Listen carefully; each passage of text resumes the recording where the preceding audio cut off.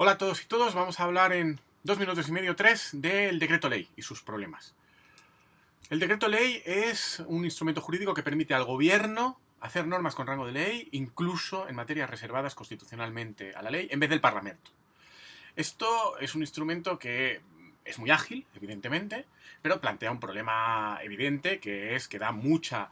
preeminencia al gobierno, al Poder Ejecutivo sobre el Parlamento, le quita su rol deliberativo en gran parte al Parlamento y lo subordina mucho, aunque sea necesaria una convalidación ex post por parte del Parlamento o su conversión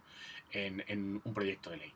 ¿Por qué? Porque, como hemos visto estas semanas, esto obliga a una deliberación de mínimos y a una aceptación de todo o nada que pone en una posición de mucha subordinación al Parlamento y frente a una política de hechos consumados. Esto da un carácter autoritario al instrumento y hace que sea poco habitual en las democracias comparadas de nuestro entorno y prácticamente solo las que tienen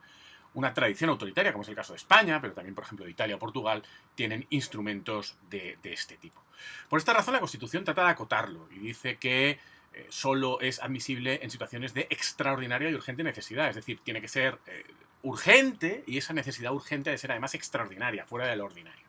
Sin embargo, en España hemos visto una degradación del instrumento por el abuso sistemático que ningún gobierno ha cortado. Es más, lo que se ve es una evolución temporal desde cada legislatura tendencialmente incremental. Ni lo ha sabido cortar el Tribunal Constitucional ni la presión política o social. El Tribunal Constitucional ha sido muy deferente con los gobiernos a la hora de interpretar cuando había una extraordinaria y urgente necesidad, y esto ha generado una serie de abusos. También procedimentalmente, como actúa muy tarde, incluso en los pocos casos en los que ha dicho, cuando era escandalosísimo que no había esta extraordinaria y urgente necesidad, ha sido inútil esta declaración. Y el resultado es que el instrumento se ha convertido en algo que está a mano para los gobiernos, hasta el punto de que en los últimos tiempos vemos una degradación, si cabe, mayor. Como es que ya ni siquiera se usa para intentar aprobar normas con rango de ley, sino que a veces incluso se usa para aprobar normas reglamentarias, pero que resulta más cómodo aprobar así, porque el trámite de elaboración es menos gravoso, más sencillo, más rápido y no tiene por qué pasar por controles externos, por ejemplo, que pueden suponer problemas. Y lo último que estamos viendo es que cuando hay gobiernos de coalición, por ejemplo, lo que ocurre ahora en el gobierno del Reino de España, ha ocurrido también en alguna comunidad autónoma, pero de forma menos exagerada, lo que vemos es que esto se utiliza como un instrumento de chantaje político hacia los socios, introduciendo en el decreto ley más y más contenidos, algunos medio urgentes, otros que no lo son de ninguna forma, otros que ni siquiera tendrían necesidad de aprobarse con rango de ley porque pueden ser reglamentarios, otros que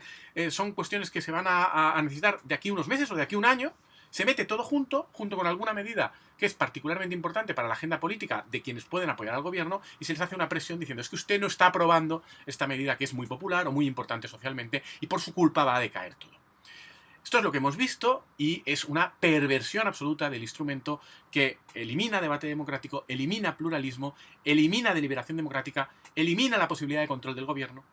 y todo ello hay que pararlo. Lo tendríamos que parar los ciudadanos siendo críticos con ello, los partidos políticos asumiendo cierta responsabilidad y el Tribunal Constitucional poniendo coto a esto. Una forma de hacerlo es ser más exigente con cuándo concurre o no la circunstancia extraordinaria y urgente necesidad, y otra sería que procedimentalmente empezaran a analizarlos directamente desde el momento en que el gobierno los aprueba, para que un rechazo fuera inmediato y no se demorara en el tiempo muchos años, quitando así gran parte del incentivo a esta política de hechos consumados por Real Decreto. Creo que esto es responsabilidad de todos, de la comunidad de los juristas, y conviene ir empezando a ser conscientes de ello, porque hasta la fecha lo que es evidente es que tampoco los juristas lo han parado, y cuando están los suyos o los nuestros en el poder, nadie lo para. Si lo que ha pasado esta semana sirve para avanzar un poquito en esta línea, bienvenido sea.